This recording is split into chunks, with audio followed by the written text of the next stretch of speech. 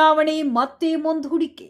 ಗಂಗಾವತಿಯ TAPCMS ಅಧ್ಯಕ್ಷ ಸ್ಥಾನಕ್ಕೆ ನಡೆಯಬೇಕಿದ್ದ ಚುನಾವಣೆ ಕೋರಂ ಕೊರತೆಯಿಂದಾಗಿ ಮತ್ತೆ ಮುಂದೂಡಲಾಗಿದೆ ಎಂದು ಚುನಾವಣಾಧಿಕಾರಿಗಳು ಘೋಷಣೆ ಮಾಡಿದರು. ಅಧ್ಯಕ್ಷ ಸ್ಥಾನದ ಆಕಾಂಕ್ಷಿ ಚೆನ್ನಪ್ಪ ಮುಳಗಿ ವಕೀಲರು ಸುದ್ದಿಗಾರರೊಂದಿಗೆ ಮಾತನಾಡಿ, ಈ ಬಗ್ಗೆ ಹೈಕೋರ್ಟ್ನಲ್ಲಿ ದಾವೆ ಸಲ್ಲಿಸಿ ಮತ್ತೆ ಚುನಾವಣೆ ಮಾಡಲಾಗುವುದೆಂದು ಸುದ್ದಿಗಾರರಿಗೆ ತಿಳಿಸಿದರು. ಬಿಜೆಪಿಯ ನಾಯಕರುಗಳಾದ ಸಿಂಗನಾಳ ವಿರೂಪಾಕ್ಷಪ್ಪ, ತಿಪ್ಪೇರುದ್ರಸ್ವಾಮಿ, ಹನುಮಂತಪ್ಪ ನಾಯ್ಕ, ವೀರಭದ್ರಪ್ಪ ನಾಯ್ಕ, ಎಚ್.ಸಿ. ಯಾದವ, ವಕೀಲರು ಅಕ್ಕಿ ಚಂದ್ರಶೇಖರ್, ಗೌರೀಶ್ ಬಾಗೋಡಿ, ಕಾಶಿನಾಥ್ ಚಿತ್ರಗಾರ, ಮನೋಹರ್ ಗೌಡ, ಹೆರೂರು ಸುಭಾಷ್ ಚಂದ್ರ ತಿಪ್ಪಶೆಟ್ಟಿ ಹಾಗೂ ಬಿಜೆಪಿ ಪಕ್ಷದ ಕಾರ್ಯಕರ್ತರು ಈ ಸಂದರ್ಭದಲ್ಲಿ ಉಪಸ್ಥಿತರಿದ್ದರು.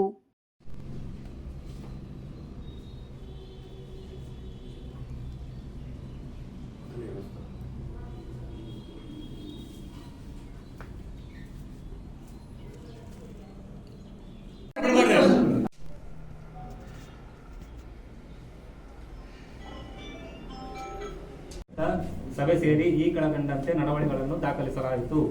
ಸಭೆಗೆ ಹಾಜರಾದ ನಿರ್ದೇಶಕರ ಹೆಸರು ಮತ್ತು ಸಹಿ: ಶ್ರೀ ವಿಜಯಕುಮಾರ್ ತಂದೆ ಲಿಂಗಪ್ಪ ಜಂತ್ಕಲ್, ಶ್ರೀಮತಿ ಗಿರಿಜಾ ಕೋರಿ ಹಾಲಹಳ್ಳಿ ಗಂಡ ವಿಶ್ವನಾಥ್, ಶ್ರೀ ಮಳಗಿ ಚೆನ್ನಪ್ಪ ತಂದೆ ಮಲ್ಲಿಕಾರ್ಜುನ, ಶ್ರೀ ಕನಕಪ್ಪ ತಂದೆ ಮರಿಯಪ್ಪ ಕನಕಗಿರಿ, ಎ ಚಂದ್ರಶೇಖರ ಗೌಡ ತಂದೆ ಬಸನಗೌಡ ಅಂಗಡಿ, ಮಂಜುನಾಥ್ ಜನಾದ್ರಿ ತಂದೆ ಪಂಪಾಪತಿ ಜನಾದ್ರಿ ಮಲ್ಲಾಪುರ್.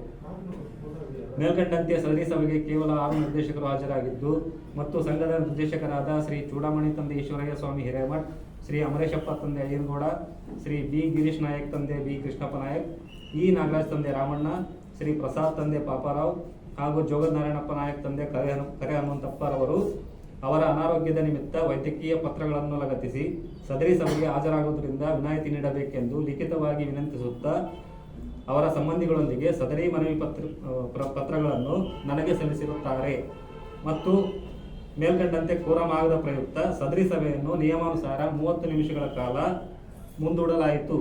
ಸದರಿ ಸಮಯದಲ್ಲಿ ಯಾರೂ ಹಾಜರಾಗದ ಕಾರಣ ಕೋರಂ ಆಗಿರುವುದಿಲ್ಲ. ಆದ್ದರಿಂದ ಸದರಿ ಸಭೆಯನ್ನು ಜರುಗಿಸಲು ಸಾಧ್ಯವಾಗಿರುವುದಿಲ್ಲ. ಕಾರಣ ಸದರಿ ಮಾಹಿತಿಯನ್ನು ಮಾನ್ಯ ಜಿಲ್ಲಾ ಚುನಾವಣಾಧಿಕಾರಿಗಳಾದ ಸಹಕಾರ ಸಂಘಗಳ ಜಂಟಿ ನಿಬಂಧಕರು ಕಲಬುರಗಿ ಪ್ರಾಂತ ಕಲಬುರಗಿ ಇವರಿಗೆ ಹಾಗೂ ಮಾನ್ಯ ಸಹಕಾರ ಚುನಾವಣಾ ಪ್ರಾಧಿಕಾರ ಬೆಂಗಳೂರು ಇದರ ಕಾರ್ಯದರ್ಶಿಯವರಿಗೆ ಮುಂದಿನ ಕ್ರಮಕ್ಕಾಗಿ ಸಲ್ಲಿಸಲು ತೀರ್ಮಾನಿಸಲಾಯಿತು ಮತ್ತು ಸದರಿಯವರ ಮುಂದಿನ ನಿರ್ದೇಶನದಂತೆ ಕ್ರಮ ಕೈಗೊಳ್ಳಲು ನಿರ್ಣಯಿಸಲಾಯಿತು. ಇಂದು ದಿನಾಂಕ 19/7/2025 ಮಧ್ಯಾಹ್ನ 1 ಗಂಟೆಗೆ ಸಂಘದ ಕಾರ್ಯಾಲಯದಲ್ಲಿ ರಿಟರ್ನಿಂಗ್ ಅಧಿಕಾರಿಗಳಾದ ಸಹಕಾರ ಅಭಿವೃದ್ಧಿ ಅಧಿಕಾರಿ ಗಂಗಾವತಿ ಇವರ ಅಧ್ಯಕ್ಷತೆಯಲ್ಲಿ ಸಂಘದ ಪದಾಧಿಕಾರಿಗಳ ಆಯ್ಕೆಯ ಕುರಿತು ಸಭೆ ಜರುಗಿಸಿ ಈ ಕೆಳಕಂಡಂತೆ ನಿರ್ಣಯ ಕೈಗೊಳ್ಳಲಾಯಿತು. ಸದರಿ ಸಭೆಗೆ ಹಾಜರಾದ ನಿರ್ದೇಶಕರ ಹೆಸರು ಮತ್ತು ಸಹಿ: 1ನೇದು ಕನಕಪ್ಪ ತಂದೆ ಮರಿಯಪ್ಪ, ಎ ಚಂದ್ರಶೇಖರ ಗೌಡ ತಂದೆ ಬಸನಗೌಡ ಅಂಗಡಿ, ಬಸನಗೌಡ ತಂದೆ ಲಿಂಗನಗೌಡ ಮಳಗಿ, ಮಳಗಿ ಚೆನ್ನಪ್ಪ ತಂದೆ ಮಲ್ಲಿಕಾರ್ಜುನ, ಮಂಜುನಾಥ ಜನಾದ್ರಿ ತಂದೆ ಪಂಪಾಪತಿ, ಗಿರಿಜಾ ಕೋರಿ ಹಾಲಹಳ್ಳಿ ಗಂಡ ವಿಶ್ವನಾಥ. ಇವ್ರು ಯಾರು? ಸುಭಾಷ್ ಚಂದ್ರ ಯಾಕೆ ಮಾಡಿದ್ರಿ ಇಲ್ಲಿ ಸೈನ್? ಯಾರು ಮಾಡಿಸಿದ್ರು? ಬಾರಿಗೆ 4ನೇ ಬಾರಿಗೆ ಗಂಗಾವತಿ ತಾಲೂಕಾ ಒಕ್ಕಲಿತನ ಹುಟ್ಟುವಳ್ಳಿ ಮಾರಾಟ ಸಹಕಾರ ಸಂಘದ ಪದಾಧಿಕಾರ ಚುನಾವಣೆಯನ್ನು ಮಾನ್ಯ ಆಡಳಿತಾತ್ಮಕ ನ್ಯಾಯಮಂಡಳಿ ಬೆಂಗಳೂರು ಇವರ ತಡೆಯಾಜ್ಞೆ ಆದೇಶದ ಮೇರೆಗೆ ಚುನಾವಣಾಧಿಕಾರಿ ಅಂತ ತಾಲೂಕಾ ಸಹಕಾರ ಅಭಿವೃದ್ಧಿ ಅಧಿಕಾರಿಗಳು ಹಲವಾರು ಒತ್ತಡಗಳೊಂದಿಗೆ ಚುನಾವಣೆಯನ್ನು ನಿಗದಿಪಡಿಸಿದರು. ಈ ಹಿಂದೆ 19/7/2025 ಪ್ರಥಮ ಪದಾಧಿಕಾರಿ ಚುನಾವಣೆ ನಿಗದಿಪಡಿಸಿದ್ದು ಕೋರಂ ಕೊರತೆಯಿಂದ ಮುಂದೂಡಿತ್ತು. ಅವತ್ತು ಸಹ ನಾವು 7 ಜನ ನಿರ್ದೇಶಕರು ಹಾಜರಾಗಿದ್ವಿ. ಮತ್ತು 12/9/2025 2ನೇ ಬಾರಿಗೆ ಚುನಾವಣೆ ನಿಗದಿಪಡಿಸಿದ್ರು. ಅವತ್ತು ಸಹ ನಾವು 6 ಜನ ನಿರ್ದೇಶಕರು ಹಾಜರಾಗಿದ್ವಿ, ಉಳಿದವರು ಗೈರಾಜರಾಗಿದ್ದರು. ಮತ್ತು 26/9/2025 ಪದಾಧಿಕಾರಿ ಚುನಾವಣೆ 3ನೇ ಬಾರಿ ನಿಗದಿಪಡಿಸಿತ್ತು. 25/9/2025 ಜಿಲ್ಲೆಯ ಸಹಕಾರ ಸಂಘಗಳ ಉಪನಿಬಂಧಕರು ತಡೆಯಾಜ್ಞೆ ಕೊಟ್ಟಿದ್ದರಿಂದ ಚುನಾವಣೆ ಮುಂದೋಗಿತ್ತು. ಮತ್ತು 25/9/2025 ಜಿಲ್ಲಾ ಸಹಕಾರ ಸಂಘಗಳ ನಿಬಂಧಕರ ತಡೆಯಾಜ್ಞೆಗೆ ಮಾನ್ಯ ಆಡಳಿತಾತ್ಮಕ ನ್ಯಾಯಮಂಡಳಿ ಬೆಂಗಳೂರಿವರು ತೆರವುಗೊಳಿಸಿದ್ದರಿಂದ ಚುನಾವಣೆ ಇಂದು ನಿಗದಿಪಡಿಸಿತ್ತು. ಇವತ್ತು ಸಹ ನಾವು 6 ಜನ ನಿರ್ದೇಶಕರು ಹಾಜರಾಗಿದ್ವಿ. ಒಟ್ಟು ಆಡಳಿತ ಮಂಡಳಿಯಲ್ಲಿ ಇವತ್ತು 12 ಜನ ನಿರ್ದೇಶಕರು ಮತದಾರ ಇದ್ವಿ ನಾವು. ಉಳಿದ 6 ಜನ ನಾವೇನು ಗೈರಾಗಿದ್ವಿ. ಉಳಿದ 6 ಜನ ಇಲ್ಲಿವರೆಗೂ ಸಹ ಯಾವುದೇ ಸಭೆಗೆ ಬಂದು ನೋಟಿಸ್ ಮುಟ್ಟಿದ್ರು ಸಹ ಯಾವುದೇ ಪದಾಧಿಕಾರಿ ಚುನಾವಣೆಗೆ ಅವರು ಹಾಜರಾಗಿಲ್ಲ. ಇವತ್ತು ಇಲ್ಲೇ ಸಹಕಾರ ಸಂಘದ ಇವತ್ತು ಕಂಪೌಂಡ್ನಲ್ಲಿ ಇದ್ದರೂ ಸಹ ಯಾರೋ ಅವ್ರ ಹೆಸರಿನಲ್ಲಿ ಸುಳ್ಳು ವೈದ್ಯಕೀಯ ಪ್ರಮಾಣ ಪತ್ರಗಳನ್ನು ಸೃಷ್ಟಿ ಮಾಡಿಕೊಂಡು ಇವತ್ತು ನಮಗೆ ಆರೋಗ್ಯ ಸರಿ ಇಲ್ಲ 6 ಜನಕ್ಕೆ ಚುನಾವಣೆ ಮುಂದೂಡ್ರಿ ಅಂತೇಳಿ ಯಾರೋ ಬಂದು ಚುನಾವಣಾಧಿಕಾರಿಗೆ ಇವತ್ತು ಬೆಳಗ್ಗೆ 11 ಗಂಟೆಗೆ ಅರ್ಜಿಗಳ ಮುಖಾಂತರ ಅವರು ಅರ್ಜಿ ಸಲ್ಲಿಸಿ ನಮಗೆ ಆರೋಗ್ಯ ಸರಿ ಇಲ್ಲ ಅಂತೇಳಿ ಇವತ್ತು ಅರ್ಜಿಯನ್ನು ಸಲ್ಲಿಸ್ತಾರೆ. ಕಾರಣ ಇಷ್ಟೇ, ಇಲ್ಲಿ ನಡೆದಿರುವಂಥ ಸುಮಾರು ಕೋಟಿ ಹಗರಣದ ನಿಮಿತ್ತ ಈಗಾಗಲೇ 64 ಅಡಿಯಲ್ಲಿ ತನಿಖೆ ಕೈಗೊಂಡು ಇವತ್ತು ಚಾರ್ಜ್ ಶೀಟ್ ಸಹ ಸಲ್ಲಿಸಿದ್ದಾರೆ. ರಾಜ್ಯದ 2ನೇ ಅತಿ ದೊಡ್ಡ ಸಹಕಾರ ಸಂಸ್ಥೆಯಾಗಿದ್ದು ಇಲ್ಲಿ ಸುಮಾರು ಕೋಟಿ ರೂಪಾಯಿ ಆದಾಯ, ಸುಮಾರು ಕೋಟಿ ರೂಪಾಯಿ ಆಸ್ತಿಯನ್ನು ಹೊಂದಿದ್ರು ಸಹ ಇವತ್ತು ವ್ಯವಸ್ಥಿತವಾಗಿ ಸಂಸ್ಥೆಯನ್ನು ಮುಚ್ಚಬೇಕೆಂಬ ಸದುದ್ದೇಶದಿಂದ ಇವತ್ತು ಕಾಂಗ್ರೆಸ್ಸಿನ ಇವತ್ತೇನು ಕೆಲವೊಂದು ಮುಖಂಡರು ಇವತ್ತೇನು ಕೆಲವೊಬ್ಬ ಅದೇನಂತಾರೆ ಕೂಪ ಮುಂಡೂಕ ಅಂತೇಳಿ ಇವತ್ತು ಪೇಳ್ಳಿ ಬ್ಯಾಂಕಿನ ಅಧ್ಯಕ್ಷ ಇದಕ್ಕೆಲ್ಲ ಕಾರಣ. ಯಾವುದೇ ಇವತ್ತು ಜಿಲ್ಲಾ ಉಸ್ತುವಾರಿ ಮಂತ್ರಿ ಇವತ್ತು ಕಾನೂನು ಪ್ರಕಾರ ಮಾಡಿದ್ರು ಸಹ ಅವ್ರ ಗಮನಕ್ಕೆ ತರದಾರ್ದೆ ಇವತ್ತು ವ್ಯವಸ್ಥಿತವಾಗಿ ಇಲ್ಲಿ ನಡೆದಿರುವ ಹಗರಣ ಮುಚ್ಚಿ ಹಾಕಬೇಕು.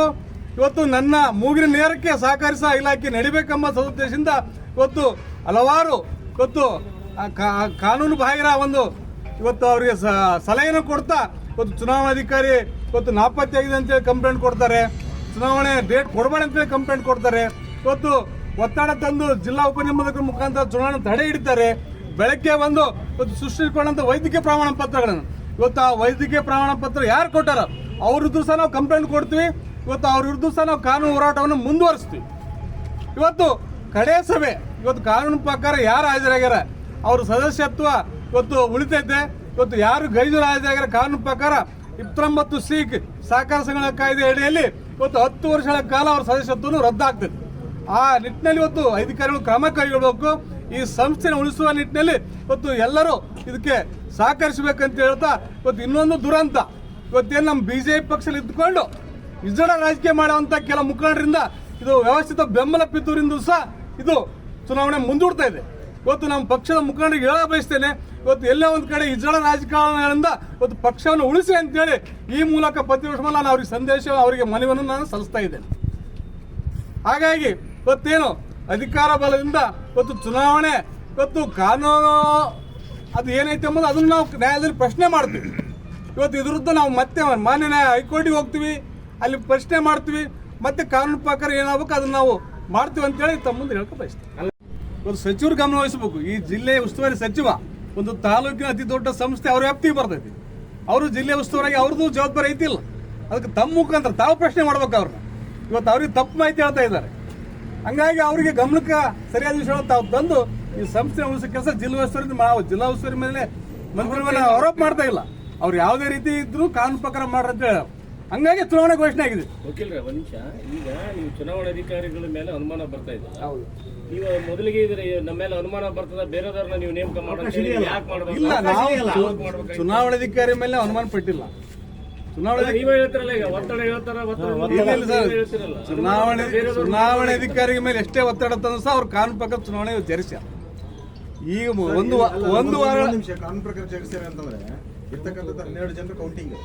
ಬಟ್ ಈಗ ಅಲ್ಲಿ ಕೋರಂ ಇರಬೇಕಾಗಿದ್ದು 7 ಅಂತ 8 ಅಂತ ಹೌದು ಸರ್. ಅದು ನಾವು ಕೋರ್ಟ್ ನಲ್ಲಿ ಕಾನೂನಾತ್ಮಕ ನಿರ್ದೇಶನ ಕೋರ್ತೇವೆ ಅವ್ರಿಗೆ ಅವ್ರು ಯಾಕೆ ಪ್ರಕಾರ ಹೇಳ್ತಾರೆ. ಅದಕ್ಕೆ ಹೈಕೋರ್ಟ್ ರೂಲಿಂಗ್ಸ್ ಇದೆ. ಕಾನೂನು ಪ್ರಕಾರ ಏನ್ ನಿರ್ದೇಶನ ಕೊಡ್ಬೇಕು ಅದನ್ನ ನಾವು ಕೊಡಿಸ್ತೀವಿ. ಅದ್ರ ಪ್ರಕಾರ ಅವತ್ತು ಅದು ಕೋರಂ ನಿರ್ಧಾರ ಆಗುತ್ತೆ. ಅಂದ್ರೆ ಇದು ಅವತ್ತು ಕೋರ್ಟ್ ಅಲ್ಲಿ ಕೋರಂ ನಿರ್ಧಾರ ಆಗುತ್ತಾ? ಇದು ಯಾವ್ದು ಎಷ್ಟು ಎಲಿಜಿಬಲ್ ಅಂತ ಕೋರ್ಟ್ ಮುಖಾಂತರ ನಾವು ಗರಿಷ್ಠ ಸಂಖ್ಯೆ ಐತಿ. ಗರಿಷ್ಠ ಸಂಖ್ಯೆ ಎಷ್ಟು ಇರ್ಬೇಕಂತ ಕೋರ್ಟ್ ಮುಖಾಂತರ ನಿರ್ದೇಶನ ಬಂದಲ್ಲಿ ಅವ್ರು ಪರಿಗಣನೆ ಮಾಡ್ಬೇಕಂತ ಐತಿ. ಚುನಾವಣೆ ಇದೇನಪ್ಪ ರಾಜಕೀಯ ಇರಬಾರ್ದು ಅಂತೇಳಿ ಅದನ್ನು ಬಳಸಿಕೊಂಡು ದುರುದ್ದೇಶಪೂರಿತವಾಗಿ ಇಲ್ಲಿ ನಡೆದಿರುವಂತ ಹಗರಣದಲ್ಲಿ ಅವರು ಸಹ ಭಾಗಿದಾರಂತ ಎಲ್ಲೋ ಮೇಲ್ನೋಟಕ್ಕೆ ಅನಿಸ್ತಾ ಇದೆ. ಕೋಟ್ಯಾಂತರ ರೂಪಾಯಿ ಆದಾಯ ಇರುವಂತ ಇಲ್ಲೊಂದು ಹಗರಣ ಐತಿ. ಇರುವಂತ ಆಡಳಿತ ಮಂಡಳಿಯು ಸಹ 4 ಜನ ನಿರ್ದೇಶಕರ ಮೇಲೆ ಇವತ್ತು 64 ಅಡಿಯಲ್ಲಿ ಇಲ್ಲಿ ಭ್ರಷ್ಟಾಚಾರ ಆಗಿದೆ ಆರೋಪ ಸಹ ಇದೆ. ಇಲ್ಲಿಂದ ಚುನಾವಣೆ ಗೆದ್ದಂತ ಒಬ್ಬ ಅಭ್ಯರ್ಥಿ ನನ್ನ ಚುನಾವಣೆ ನಾನು ಇಲ್ಲಿಗಲ್ ಗೆದ್ದೀನಿ, ನಾನು ರದ್ದುಪಡಿಸಿ ಅಂತ ಜಿಲ್ಲಾ ಚುನಾವಣಾಧಿಕಾರಿ ಮುಂದೆ ಇವತ್ತು ಅರ್ಜಿ ಸಲ್ಲಿಸ್ಯಾನ. ಲೆಟರ್ ಕೊಟ್ರಲ್ಲ, ಮತ್ತೆ ಇವತ್ತು ಬಂದು ಲೆಟರ್ ಕೊಡ್ತಾನೆ. ಅಂದ್ರೆ ಸರ್ಕಾರ ಇಲಾಖೆಯಲ್ಲಿ ಲೋಪಗಳೇ ಈ ರೀತಿ ಎಲ್ಲ ಕಾರಣ ಅಲ್ಲ. ಹೌದು. ನಿಮ್ ಡೈರೆಕ್ಟರ್ ಅಕ್ರಮ ಚುನಾವಣೆ ಗೆದ್ದಿನ ಅಂತ ಹೇಳ್ತಾನ. ಗೆದ್ದಿನಂತೇಳಿ ರದ್ದು ಮಾಡು ಅಂತಾನ. ರದ್ದು ಮಾಡಂತಾನ. ಮತ್ತೆ ಇವತ್ತು ಬಂದು ಇಲ್ಲಿ ಅರ್ಜಿ ಕೊಡ್ತಾನ. ಹಂಗಾಗಿ ಇವೆಲ್ಲ ಒತ್ತಡ ಪೂರಿತವಾಗಿ ರಾಜಕೀಯ ಪೂರಿತವಾಗಿ ಲೆಟರ್ ಕೊಟ್ಟಿದ್ದೇವೆ ಸರ್. ಯಾವ್ದ್ರಿ ಅವರು ನಾನು ಈ ಸಲ ಗೆದ್ದಿದ್ದೀನಿ ಅಂತ ಲೆಟರ್ ಕೊಟ್ಟಿದ್ದೇವೆ. ಲೆಟರ್ ಕೊಟ್ಟದ್ ನೋಡ್ರಿ 12 ಅಪ್ರಾಕ್ಸಿಮೇಟ್ ಜುಲೈದಲ್ಲಿ ಲೆಟರ್ ಕೊಟ್ಟಾರ. ಜುಲೈಯಿಂದ ಇಲ್ಲಿಗೆ ಜುಲೈದಲ್ಲಿ ರಿಟರ್ನ್ ಸ್ಟೇಟ್ಮೆಂಟ್ ಹಾಕ್ಯಾರ. ಮತ್ತೆ ಕೇಸ್ ಜುಲೈಯಿಂದ ಇಲ್ಲಿಗೆ 5 ತಿಂಗಳಾಗಿದೆ. ಹೌದು ಹೌದು. ಈ 5 ತಿಂಗಳಲ್ಲಿ ಅದೇನಾದ್ರು ಪುರಸ್ಕಾರ ಮಾಡ್ಬೇಕಾ, ರದ್ದು ಮಾಡ್ಬೇಕಾ? ನಾವು ಸಹ ಅರ್ಜಿ ಕೊಟ್ಟಿದ್ವಿ. ಇದು ಚುನಾವಣಾ ವಿಚಾರ ಐತಿ, ಇದು ನಮ್ಗೆ ವ್ಯಾಪ್ತಿ ಬರಂತ ಇಲ್ಲಿ ಸಿಒ ಇವತ್ತು ನಮ್ಗೆ ಅನೌನ್ಸ್ಮೆಂಟ್ ಕೊಡ್ತಾನೆ. ಯಾರು ಹೇಳಿದಂತ ಇಲ್ಲಿ ಸಿಒ ಒಬ್ಬ ಶಿಕ್ಷಣ ನಿರ್ದೇಶಕನ ಇವತ್ತು ಡಿಸ್ಕ್ವಾಲಿಫೈ ಮಾಡ್ತಾನೆ ಒತ್ತಡ ತಂದು. ಅದ್ರ ವಿರುದ್ಧ ಹೈಕೋರ್ಟ್ನವರು ಮುಖಭಂಗ ಮಾಡ್ಯಾರ, ಮಗಕ್ಕನ್ನು ಚಾಟಿ ಕೊಟ್ಟಾರ.